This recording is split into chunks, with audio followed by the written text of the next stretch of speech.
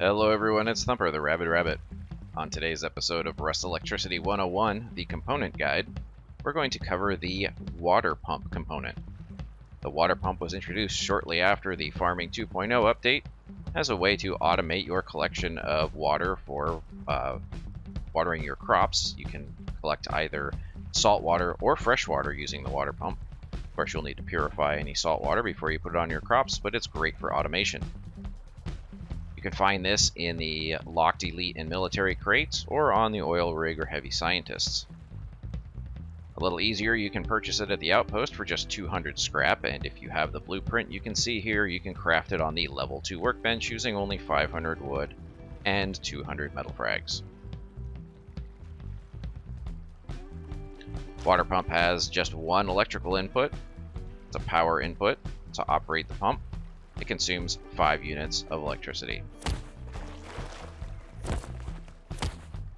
You'll see as I connect it to this large battery, we now have an active usage of 5 rust watt minutes per second. So we will take a look here at this thing operating. Little animation that's hard to see on this angle, but it does have a little rotating motor. It does itself contain the fluid that it pumps. You will see that it produces just 2.5 milliliters per second, or actually it produces 50 milliliters every 20 seconds. So if you're using this for automation, remember that you do not get a constant output from this pump.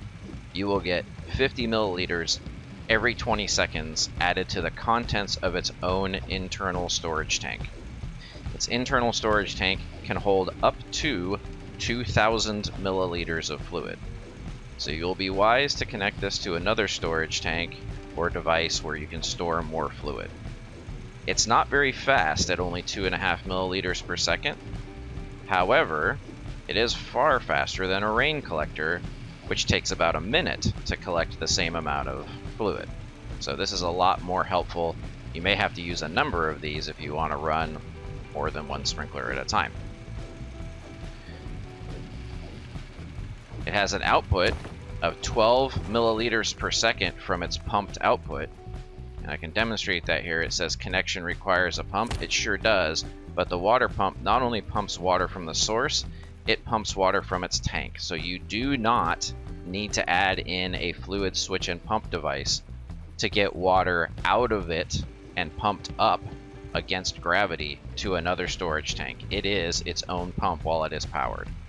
So that's helpful that you do not need to add a second device to get water out of it and up. It seems intuitive, but you know, sometimes things aren't always intuitive here. So there you have it. The new water pump produces 2.5 milliliters per second for an output of 50 milliliters every 20 seconds that you can then pump out of this using its own pump to other devices for farming, or in this case desalinization, to use later for drinking or farming.